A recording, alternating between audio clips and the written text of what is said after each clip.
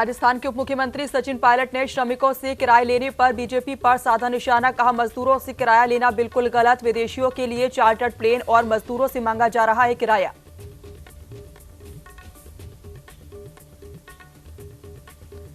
राजस्थान सरकार का बड़ा फैसला, फंसे हुए प्रवासी मजदूरों का किराया देगी राज्य सरकार। बसों से निःशुल्क पहुंचाया जाएगा राजस्थान की सीमा तक।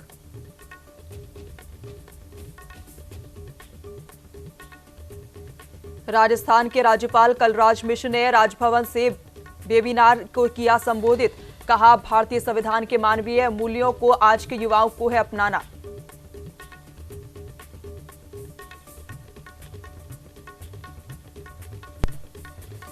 राजस्थान के राजस्व मंत्री हरीश चौधरी ने न्यूज इंडिया से की बात। कहा, लोगों को हर साल में लॉकडाउन और सोशल डिस्टेंसिंग का करना होगा पालन। निर्देशों के पालन से ही हराया जा सकता है कोरोना को।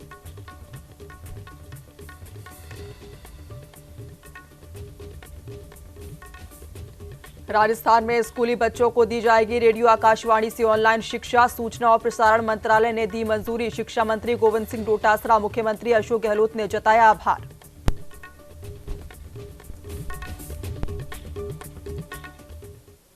नमस्कार, आप देख रहे हैं गुलाबी शहर और मैं हूं आपके साथ रश्मि कुलश्रेष्ठ। राजस्थान के उप मुख्यमंत्री सचिन पायलट ने श्रमिकों के किराए को लेकर कहा कि इस देश को मजबूत बनाने में हमारे श्रमिकों का अहम योगदान होता है। पिछले 40 दिनों से अपने घर से दूर अलग अलग राज्यों में भूखे प्यासे तड़प रहे हैं। अब जैसे तैसे वापस घर पहुंच रहे हैं तो उनसे किराया लेना बिल्कुल गलत है। जब विदेशों में लोगों के लिए चार्टर प्लेन आ सकता है तो गरीब मजदूरों का किराया भी सरकार नहीं दे सकती क्या? देश को मजबूत बनाने में जो हमारे लेबर हैं, श्रमिक हैं, जो लोग हाथों से मेहनत करते हैं, उन लोगों का बहुत योगदान होता है। और आज लॉकडाउन के तहत वो 40 दिन से अपने घरों से दूर अलग अलग राज्यों में भूखे प्यासे तड़प रहे हैं। अंततः जाके उनको वापस आने की परमिशन मिली है और वो जो रेलों से और ट्रेन से वापस आ रहे हैं उसका किराया भी अगर उनसे वसूला जाए, मैं समझता हूँ ये अशोभनीय है। इसकी मैं निंदा करता हूँ। और ये लोग जो वापस घर आ रहे हैं इनका पूरा किराया केंद्र सरकार को वहन करना चाहिए। जब विदेशों से चार्टर प्लेन कर हम लोगों को ला सकते हैं वापस हिंदुस्तान, तो फिर ये गरीब मजदूर जो हैं, जो फंसे हुए हैं परिवार, छोटे बच्चे हैं, बूढ़े बुजुर्ग हैं, उन सबको वापस लाने के लिए खर्चा केंद्र सरकार को वहन करना चाहिए। और मैं सोनिया गांधी जी का, कांग्रेस अध्यक्षा जी का बहुत धन्यवाद करता हूं और स्वागत करता हूं कि उन्होंने जो आज स्टैंड लिया है कि इन लोगों का खर्चा अगर सरकार वहन नहीं करेगी तो कांग्रेस पार्टी आके इनके पूरा किराया, उनका खर्चा वहन करेगी। और हम इस मुश्किल घड़ी में इन गरीब लोगों को अकेला नहीं छोड़ सकते हैं। और मैं समझता हूँ ये स्वागत योग्य है जो स्टेटमेंट आज सोनिया जी ने दिया है। और इन लोगों को मुश्किल और चुनौतीपूर्ण समय में हम लोग पूरी सहायता करने के लिए तैयार हैं। राजस्थान में लॉकडाउन में जोन के अनुसार शर्तों के साथ छूट देने को लेकर राजस्थान सरकार के मंत्री हरीश चौधरी ने कहा कि जनता की जरूरतों के अनुसार लॉकडाउन में थोड़ी छूट दी गई है। कोरोना से लड़ने के लिए जनता को नियमों का पालन करना जरूरी है।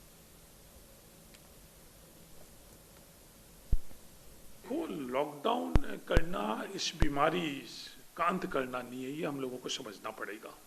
इस बीमारी को जो पॉज है वो है ये लॉकडाउन।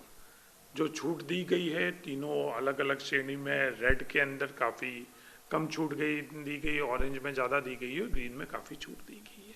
उन छूट और उन नियमों की पालना हमको प्रत्येक नागरिकों को करनी पड़ेगी, क्योंकि इससे कोरोना की लड़ाई सिर्फ सरकार और संस्थाएं नहीं कर सकती। हर नागरिक सचेत रहेगा, सावधान रहेगा, नियमों की पालना करेगा, जब जाकर देश के अंदर हम कोरोना से विजय प्राप्त कर पाएंगे। राजधानी जयपुर में आज से लॉकडाउन का तीसरा चरण शुरू हुआ है। आर्थिक स्थिति को देखते हुए राज्य सरकार ने एसेंशियल सर्विस के अलावा कई व्यापारी और दुकानों को राहत दी है। वहीं स्कूल, कॉलेज, इंस्टीट्यूट, मॉल, मंदिर, मस्जिद, राजनीतिक कार्यक्रम सहित ऐसी जगह जहां भीड़ हो सकती है उन्हें बंद किया गया है। वहीं लॉकडाउन फेज 3 कैसा है, हमारे संवाददाता दीपक चावला अपने सहयोगी लव कुमार के साथ जयपुर की सड़कों पर निकले। 15 किलोमीटर का दौरा कर ये जाना कि राजधानी जयपुर में काफी कुछ खुल चुका है। सड़कें सूनी थी लेकिन अब सड़कों पर गाड़ियां देखी जा सकती हैं।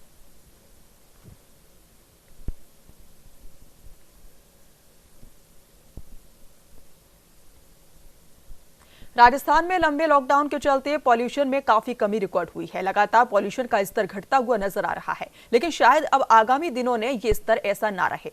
क्योंकि तीसरे फेज के लॉकडाउन के साथ ट्रैफिक बढ़ने लगा है, जनजीवन बहाल होकर पटरी पर आने लगा है। न्यूज इंडिया के संवाददाता नीरज शर्मा ने राजधानी जयपुर के रामबाग चौराहे पर Rajasthan state pollution control board की ओर से लगाए गए LED स्क्रीन के माध्यम से पॉल्यूशन के स्तर और साथ ही ट्रैफिक की बहाली और सड़कों पर वाहनों की आवाजाही का भी जायजा लिया है।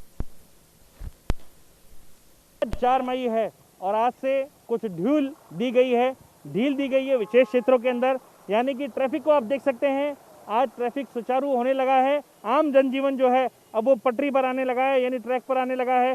भारत सरकार के ओर से जो गाइडलाइंस है उसके मुताबिक राज्य सरकार ने भी जो लॉकडाउन है इसके बीच छूट दी है। जयपुर शहर हालांकि चूंकि रेड जोन के अंदर आता है, लेकिन जो कंटेमिनेटेड जो जोन है, एरियाज हैं, वहाँ पर लोगों का आवागमन बंद है। बाकी शहर के अंदर अब आवागमन जो है वो शुरू होता नजर आ रहा है। जो लंबे समय से लॉकडाउन रहा, इस बीच अब आप देख सकते हैं वाहन आ रहे हैं, लोग आ रहे हैं, जा रहे हैं, लेकिन सोशल डिस्टेंसिंग का ख्याल रखा जा रहा है।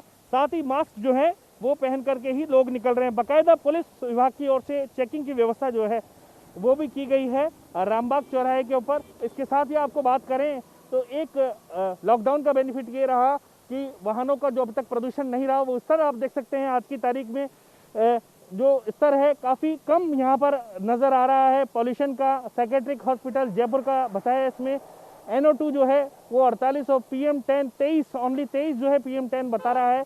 SO2 जो है वो 9.56 PM10 124 इस वक्त कोटा के अंदर है। RSPCB Rajasthan state pollution control board Jaipur के आंकड़े हैं, पूरे प्रदेश का यहाँ पर आंकड़ा जो है वो बताया जा रहा है। अलग अलग शहरों का, पाली का आप देख सकते हैं, बांगड़ कॉलेज का 5.86 जो है SO2 और PM10 74.62। इसी के साथ अलवर का आप देख सकते हैं SO2 0 वहाँ पर अलवर के अंदर है। PM10 जो है वो केवल 73.45 जो उसका स्तर है। इसी तरीके से अलग अलग जगह के जो पॉल्यूशन स्तर भी जो है इस वक्त यहाँ पर दर्शाए जा रहे हैं। वही अगर बात करें तो लगातार जो पुलिस महकमा है वो भी सरकार की गाइडलाइंस के मुताबिक लगातार चल रहा है और ट्रैफिक नियमों का जो फॉलो है वो करवाने की दिशा में लगातार प्रयास किए जा रहे हैं। कैमरामैन दिनेश पारिक के साथ Neeraj Sharma, news India, Jaipur.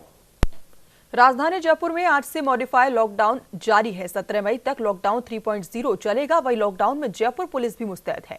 Jaipur police अब इस बात का ख्याल रखेगी कि मोटरसाइकिल पर एक व्यक्ति से ज्यादा व्यक्ति नहीं बैठेगा, जबकि कार में सिर्फ 3 लोग ही बैठ पाएंगे। राज्य सरकार द्वारा भी यह आदेश निकाला गया है कि इसकी पूरी तरह से पालना हो, इसके लिए जयपुर पुलिस मुस्तैद है।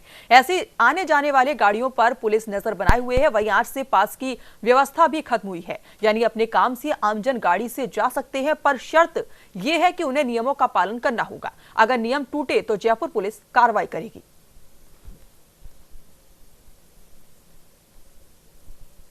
किन चीजों का खास ख्याल रखते हैं? कोई भी गाड़ी आती है तो क्या चीजों को चेकिंग करते हैं? हम सबसे पहले उनकी जो पास है, पास दे रखे हैं गवर्नमेंट ने, उनको पास को चेक कर रहे हैं, उन्हीं को अलाउड कर रहे हैं। जो पास दे रखे हैं उन्हीं को, जैसे मेडिकल स्टाफ है वो या स्वास्थ्य कर्मचारी या सफाई कर्मचारी इनको दे रहे हैं, या ये लोडिंग वाहन वगैरह है इनको परमिशन दी। राजस्थान के चिकित्सा और स्वास्थ्य मंत्री डॉक्टर रघु शर्मा ने पोर्टल लॉन्च कर हेल्थ टेली कंसल्टेंसी सेवा प्रदेशवासियों को समर्पित की है। डॉक्टर शर्मा ने बताया कि कोविड के दौरान भी सभी चिकित्सा संस्थानों में चिकित्सकीय सुविधाएं उपलब्ध करवाई जा रही हैं, लेकिन फिर भी जो लोग लॉकडाउन और कर्फ्यू का पालन करने के लिए चिकित्सकीय परामर्श चाहते हैं वो इस पोर्टल के जरिए लाभ उठा पाएंगे।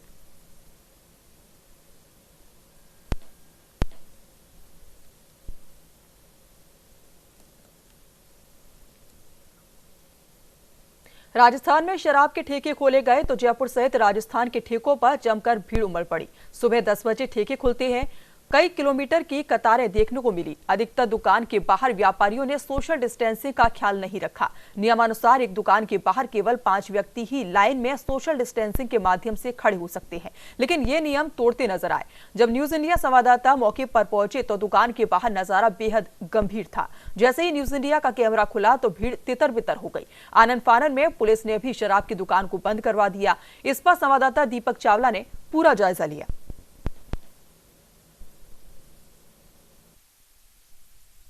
राजस्थान में शराब प्रेमियों के लिए एक अच्छी खबर इसलिए है क्योंकि आज से जयपुर में राजस्थान में कई जगह पर शराब की दुकानें खोली गई है।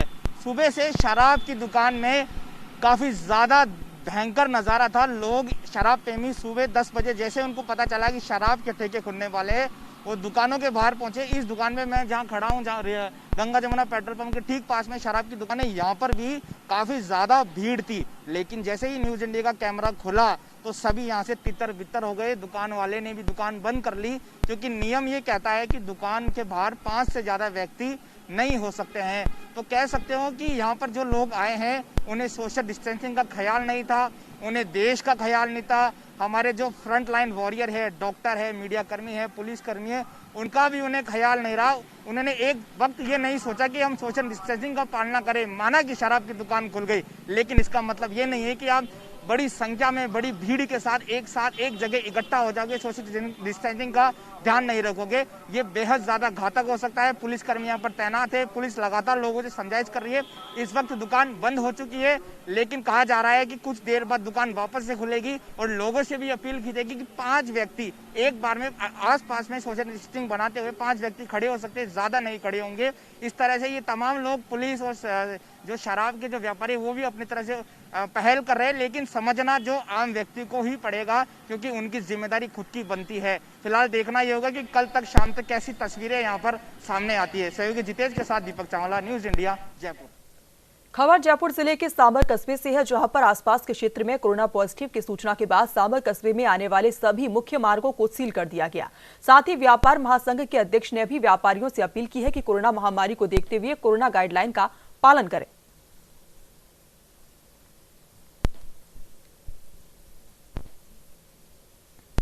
महामारी जो चल रही है, इस पे सबको घर पे रह करके ही अपना इलाज करना चाहिए। घर पे रहेंगे, इसका इलाज होगा।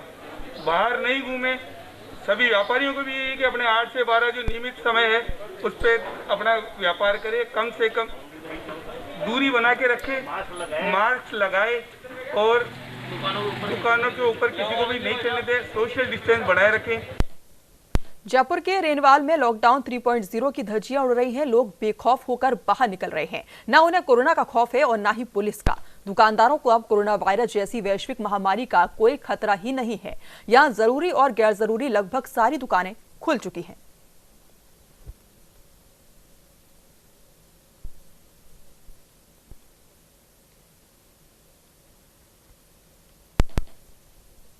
राजस्थान में स्कूल के बच्चों को रेडियो आकाशवाणी से ऑनलाइन शिक्षा के लिए फ्री स्लॉट देने की सूचना और प्रसारण मंत्रालय ने अनुमति दे दी है। राजस्थान में स्कूल के बच्चों को ऑनलाइन आकाशवाणी के माध्यम से शिक्षा मिलेगी। इसको लेकर शिक्षा मंत्री गोविंद सिंह डोटासरा ने सूचना और प्रसारण मंत्री प्रकाश जावड़ेकर, मुख्यमंत्री अशोक गहलोत और बीजेपी प्रदेश अध्यक्ष सतीश पुनिया का आभार जताया है। आपको बता दें कि शिक्षा मंत्री गोविंद सिंह डोटासरा ने आधा घंटा फ्री में स्लॉट के लिए प्रकाश जावड़ेकर को पत्र लिखा था।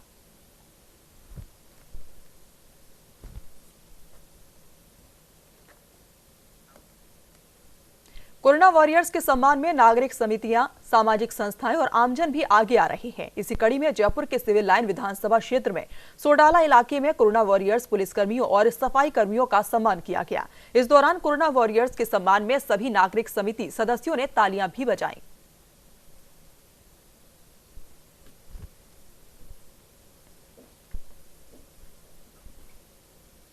कोरोना संकट में विभिन्न संगठन और संस्थाएं जयपुर शहर के विभिन्न इलाकों में सैनिटाइज कर रहे हैं। इसी क्रम में बुधवार को न्यूज इंडिया के सिटी ऑफिस में सैनिटाइजर का छिड़काव करवाया गया। सुरेंद्र सिंह गुर्जर ने कहा कि कोरोना से बचाव के लिए शहर के विभिन्न इलाकों में सैनिटाइज किया गया है। बचाव के लिए कर रहे हैं और सभी जगह से आप पिछले 1 महीने से कंटिन्यूसली हम दिन रात इस चीज़ में लगे हुए हैं और इसमें सोडियम हाइपोक्लोराइड का हम सब जगह स्प्रे कर रहे हैं। और अभी जितने भी ऑफिस गवर्नमेंट के, ये सब में हम लोग कर रहे हैं। अभी ये कोरोना वायरस के बचाव के लिए ही हम लोग इसको यूज़ कर रहे हैं। लॉकडाउन के चलते राजस्व मंत्री हरीश चौधरी लगातार वर्क फ्रॉम होम कर रहे हैं। हरीश चौधरी प्रदेश के अधिकारियों और कर्मचारियों से खुद बातचीत कर हालातों की जानकारी ले रहे हैं। साथ ही अपने गृह जिले बाड़मेर समेत विभिन्न जिलों से आम लोगों से खुद बात कर उनकी समस्याओं का समाधान करने के प्रयास भी कर रहे हैं। सबसे ज्यादा आज के समय में इस कोरोना की महामारी के अंदर सबसे ज्यादा किसी को नियमों के माध्यम से राहत और मदद की आवश्यकता है वो दिहाड़ी मजदूर और प्रवासी लोग हैं, उनको सबसे ज़्यादा आवश्यकता है।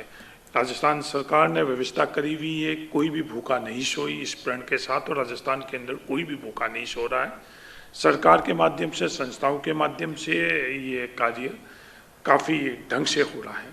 पर आज भी उन प्रवासी मजदूरों के संदर्भ में हमारी चिंता बरकरार है। अगर उन लोगों को हम लोग राहत नहीं दे पाएंगे, एक सवाल ये भी लोग करते हैं कि अगर उनको छूट दे दी जाए तो कोरोना हम लोगों के क्षेत्र के अंदर आ जाएगा। तो मैं उनसे भी ये निवेदन करना चाहता हूँ कि जो भी बाहर से आने वाला व्यक्ति है उनको नियमों की पालना करवा कर, अनिवार्य तौर पर करवा कर ही हम लोग बाहर से लेकर आए, उनको आइसोलेशन के अंदर रखें, क्वारंटाइन कराकर हम लोग अगर सावचेती रखेंगे तो ये फैलेगा नहीं। और कश्मीर के हंदवाड़ा में शहीद हुए कर्नल आशुतोष शर्मा की पार्थिव देह श्रीनगर से वायुसेना के विमान से जयपुर एयरपोर्ट पहुंची।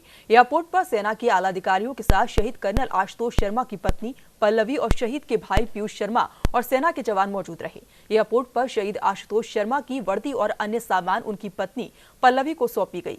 शहीद की पार्थिव देह को एयरपोर्ट से सैनिक अस्पताल ले जाया गया। शहीद आशुतोष शर्मा का कल सुबह 8:30 बजे राजकीय सम्मान के साथ अंतिम संस्कार किया जाएगा।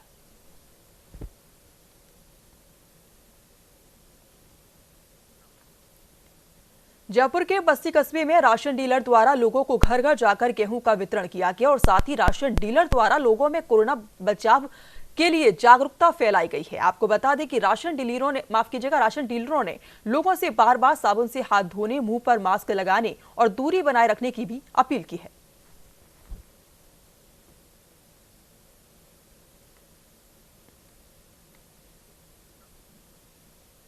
लॉकडाउन 3.0 में शर्तों के साथ ढील दी गई है। ऐसे में आम जनजीवन की बहाल होती भी जो सूचनाएं हैं वो नजर आ रही है। राज्य सरकार की ओर से बीपीएल और भामाशाह कार्डधारी परिवारों को निःशुल्क गेहूं और दाल का राशन वितरण भी शुरू करा दिया गया है।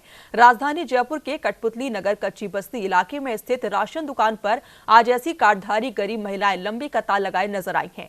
इस दौरान राशन वितरण व्यवस्था का जायजा लिया है संवाददाता नीरज शर्मा ने।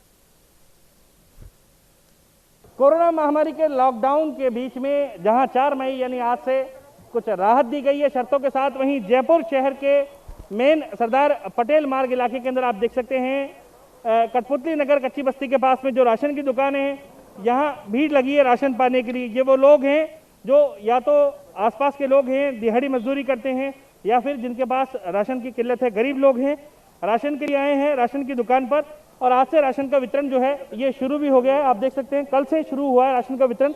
आज ये लोग लेके जा रहे हैं। प्रति व्यक्ति 10 किलो राशन का जो गेहूं है वो दिया जा रहा है और 1 किलो इसके साथ में जो दाल है वो दाल भी प्रति व्यक्ति के हिसाब से दी जा रही है। जितने मेंबर होंगे उतना मिलेगा। भामाशाह और इसके साथ ही जो बीपीएल है उनको राशन। आप बताइए क्या पूरा प्रक्रिया है राशन? प्रक्रिया प्रति व्यक्ति को 10 किलो अनाज दिया जा रहा है और एक राशन कार्ड पे दाल दी जा रही है 1 केजी। जो मशीन में स्टॉक आता है, वितरण होता है, मशीन के हिसाब से माध्यम से वितरण किया जा रहा है। उस मशीन जो है इसमें आप किस फिंगरप्रिंट लेते हैं, क्या लेते हैं? फिंगरप्रिंट नहीं, ओटीपी से पास किया जा रहा है। ओटीपी से पास किया जा रहा है। आपके इधर कितने परिवार जो है वो जुड़े हुए हैं इस दुकान से? मेरे दुकान से यानी कि 350 आदमी जुड़े हुए हैं। ये कब तक चालू रहेगा राशन का काम? जब तक मेरे पास राशन कार्ड मतलब नहीं बीतेगा ना, जब तक प्रति व्यक्ति को वितरण चालू रहेगा।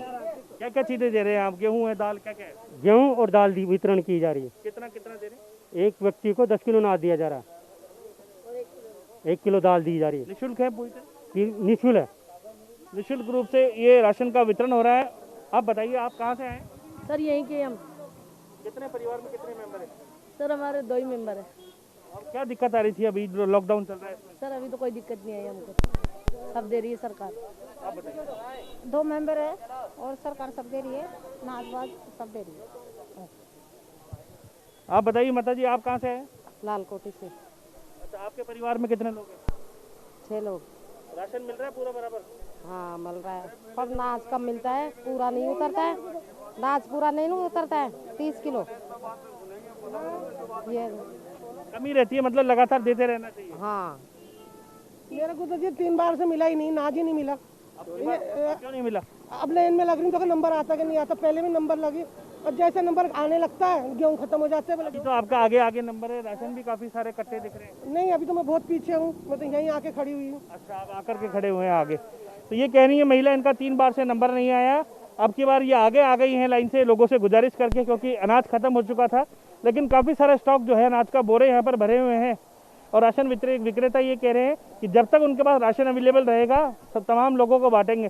राज्य सरकार की ओर से अन्न जो है उसके भंडार भी खोले गए हैं। मुख्यमंत्री अशोक गहलोत ने कल खुद वीडियो कॉन्फ्रेंस में ये बात कही कि इसे 21 रुपये किलो अनाज खरीद के भी हम आम जनता को बांटेंगे, लेकिन किसी को भूखा नहीं सोने देंगे।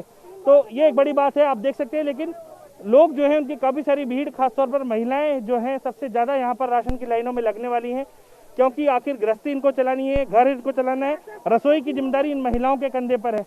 ऐसे में राशन का इंतजाम करने के लिए ये राशन के जो डीलर हैं उनके पास आप पहुंचिए। कैमरामैन दिनेश पारिक के साथ नीरज शर्मा, न्यूज़ इंडिया, जयपुर।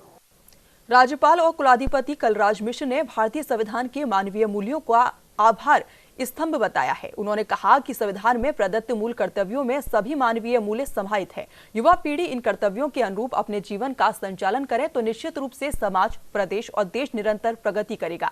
राज्यपाल कलराज मिश्र राजभवन से तकनीकी शिक्षा और मानव मूल्यों पर आधारित वेबिनार को संबोधित किया। वह इस वेबिनार का आयोजन बीकानेर तकनीकी विश्वविद्यालय ने किया। से पहले और स्वतंत्रता के बाद कई आयोगों और समितियों ने चरित्र शिक्षा, धार्मिक शिक्षा और नैतिक शिक्षा की सिफारिश की। 1986 की राष्ट्रीय शिक्षा नीति में नैतिक और धार्मिक शिक्षा को व्यापक रूप से परिभाषित किया गया और इसे मानव मूल्य शिक्षा में शामिल किया गया था। विद्यार्थी आत्म केंद्रित उद्देश्यों के लिए या व्यापक सामाजिक और पर्यावरणीय ज्ञान के लिए प्रदान किए गए कौशल का उपयोग कैसे करेगा? शिक्षा से ही इस बात का निर्धारण हो सकता है। मानव मूल्यों पर आधारित शिक्षा ही मानव आचरण और मानवीय समाज के विकास की सुविधा प्रदान करती है। इस समय महात्मा गांधी जी का 150वां वर्ष मनाया जा रहा है और इसलिए स्वाभाविक है महात्मा गांधी जी के विचारों के बारे में भी लोगों को जानकारी प्रदान करना चाहिए। प्रदेश में पुलिस के साथ होमगार्ड भी कंधे से कंधा मिलाकर अपनी ड्यूटी को अंजाम दे रहे हैं और लोगों की सुरक्षा के लिए सड़कों पर तैनात हैं। तो वहीं होमगार्ड विभाग सड़कों पर तैनात होमगार्ड की सुरक्षा और सहूलियत के लिए भी लगातार कदम उठा रहा है। इसी कड़ी में आज माणक चौक इलाके में होमगार्ड को क्लास का वितरण किया गया, जिससे कि तेज गर्मी में होमगार्ड अपने पास में ठंडा पानी या अन्य पेय पदार्थ रख पाए। तो वहीं होमगार्ड एडीजी अमृत कलश ने क्लास का वितरण किया।